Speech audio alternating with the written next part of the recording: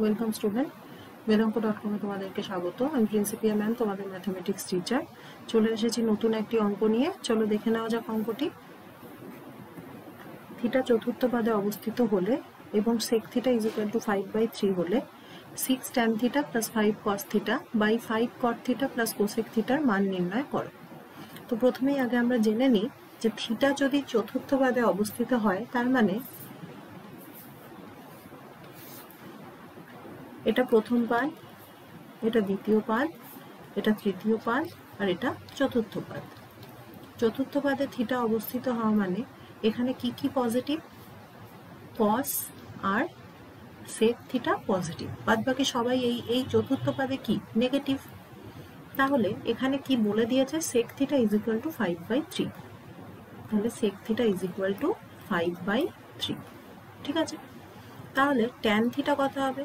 Tan theta হবে, normally আমরা কি জানি, tan theta is equal two √of sec square theta minus 1। কিন্তু যেহেতু এখানে থিটা চতুর্থ পাদে অবস্থিত, তাহলে ট্যান থিটা কি হবে? নেগেটিভ ভ্যালু হবে। তার মানে আমি লিখতে পারি মাইনাস √of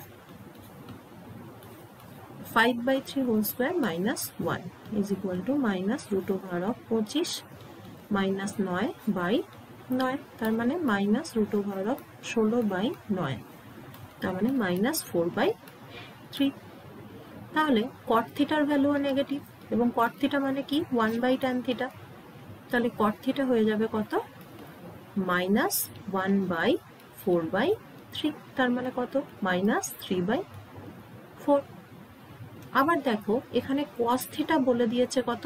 সেক থিটা 5/3 হলে কস থিটা মানে কত? 3/5।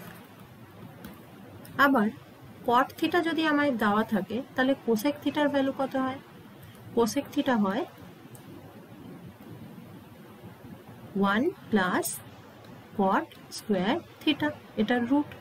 আবার থিটা চতুর্থ পদ মানে এর আগেও একটা মাইনাস, তার মানে minus √of 1 plus minus 3/4 whole square, তার মানে মাইনাস √of 16 প্লাস 9/16, তার মানে minus 5/4।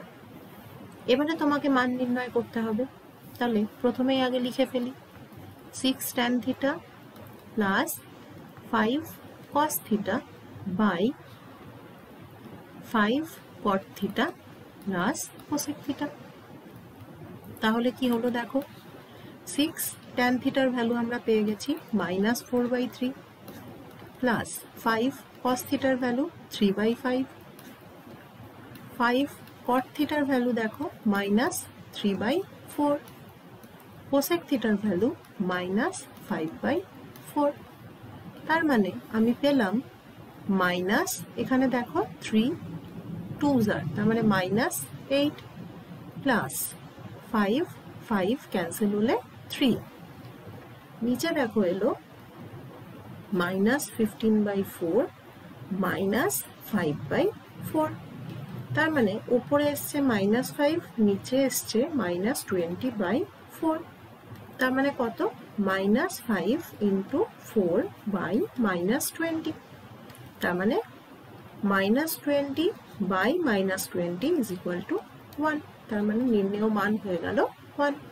Thank you for watching বেদাঙ্ক.com। আরও নতুন নতুন অঙ্কের সমাধান পেতে অবশ্যই বেদাঙ্ক.com ব্রাউজ করো। Thank you.